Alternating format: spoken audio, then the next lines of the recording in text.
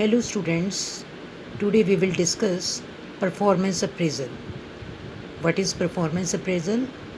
It may be defined as the assessment of an individual's performance in a systematic way. क्या मतलब है कि एक इंडिविजुअल की परफॉर्मेंस को इवेल्युएट करना एक सिस्टमैटिक तरीके से कि there is some process in it, एक प्रोसेस है जिसको फॉलो करके हम एक इंडिविजुअल की परफॉर्मेंस को इवेल्युएट करते हैं. Who is that individual? वो इंडिविजुअल कौन है? एम्प्लॉयज़ ऑफ एन ऑर्गेनाइजेशन, एक कंपनी का एम्प्लॉय. और who is assessing the performance? He may be a owner of the organisation, HR manager, boss, supervisor या फॉरमैन. तो इनमें से कोई भी व्यक्ति जब एक ऑर्गेनाइजेशन के एम्प्लॉय को असेस करता है, इवेल्युएट करता है, उसको हम कहते हैं परफॉर्मेंस अप्रेजल. और ये परफॉर्मेंस अप्रेजल डिफरेंट पैरामीटर्स के ऊपर असेस की जाती है. On the basis of job knowledge, कि उसको अपने जॉब की नॉलेज कितनी है. On the basis of quality and quantity of output, कि वो किस क्वालिटी का और किस क्वांटिटी का आउटपुट प्रोड्यूस कर लेता है. लीडरशिप क्वालिटी या लीडरशिप एबिलिटी, उसके अंदर दूसरों को लीड करने की, दूसरों को गाइड करने की, डायरेक्ट करने की काबिलियत कितनी है. सुपरविज़न रिक्वायर्ड, उसे दूसरों से कितने सुपरविज़न की ज़रूरत पड़ती है. How much individual he is, कितने इंडिपेंडेंटली वो काम कर लेता है. डिपेंडेबिलिटी, उसके ऊपर कितना विश्वास किया जा सकता है. वर्सेटिलिटी, उसके अंदर अलग अलग कितने गुण हैं. कोऑपरेशन, वो अपने साथियों के साथ कितना मिलजुल कर काम कर लेता है. So these different parameters on the basis of which the performance of an individual is assessed. और ये सारे जो पैरामीटर्स हैं वो अलग अलग ऑर्गेनाइजेशन में अलग अलग होते हैं. हर एक ऑर्गेनाइजेशन अपने खुद के पैरामीटर्स को डिसाइड करता है और उसके बेसिस पे वो अपने एम्प्लॉय की परफॉर्मेंस को जज करता है. Next is why performance appraisal. Performance appraisal की ज़रूरत क्यों पड़ती है?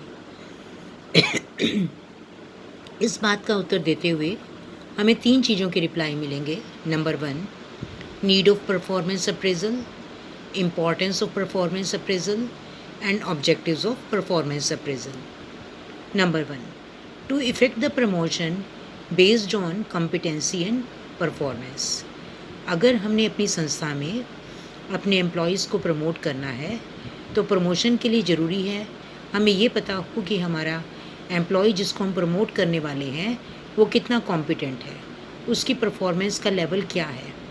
तो इसलिए भी हम उसकी परफॉर्मेंस का, अपने एम्प्लॉयज़ की परफॉर्मेंस का अप्रेजल करते हैं. To confirm the services of employee on probation. जब संस्था में नए एम्प्लॉयज़ अपॉइंट किए जाते हैं तो उन्हें कुछ समय के लिए प्रोबेशन पे रखा जाता है.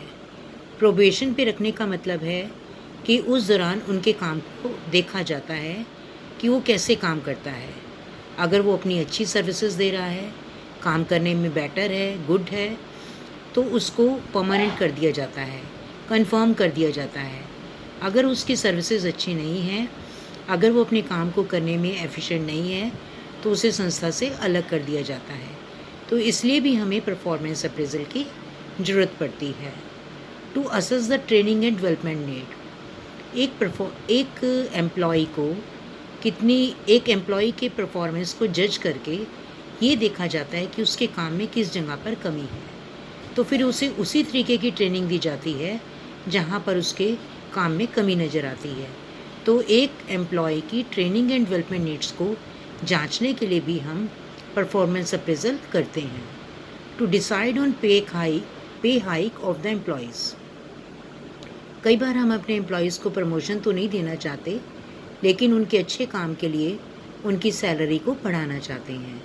तो उनके काम का लेवल क्या है, कितने बेहतरीन तरीके से वो काम कर रहे हैं, ये जानने के लिए हम परफॉर्मेंस अप्रेजल करते हैं. To improve the communication as it provides a platform to subordinate and supervisor to discuss the personal goals and concerns. जब परफॉर्मेंस अप्रेजल किया जाता है तो एम्प्लॉयर और एम्प्लॉई एक दूसरे के करीब आते हैं. एम्प्लॉई को अपने पर्सनल जो उनके करियर गोल्स हैं, करियर ऑब्जेक्टिव्स हैं, वो डिस्कस करने का मौका मिलता है. करियर डेवलपमेंट कितनी कर सकते हैं वो इस फील्ड में, वो डिस्कस करने का मौका मिलता है. इसके अलावा उन्हें ये पता चलता है, मान लो उन्हें काम करने में कोई प्रॉब्लम आ रही है, काम करते हुए कोई नेपोटिज्म या फिर पॉलिटिकल प्रेशर उनके ऊपर पड़ रहा है, तो इस तरीके की बातें भी वो अपने एम्प्लॉयर से या अपने बॉस से डिस्कस कर सकते हैं. To determine the HR program कि whether HR program are effective और नॉट. तो कई बार ये एम्प्लॉयज़ की परफॉर्मेंस को प्रेज़ इसलिए भी किया जाता है ताकि ये पता चल सके कि जो HR प्रोग्राम हमने चलाए हुए हैं वो इफ़ेक्टिव हैं भी या नहीं. So this is about performance appraisal meaning and why it is necessary in an organization. In the next video, we will discuss the performance appraisal method, traditional methods and modern methods. Thank you.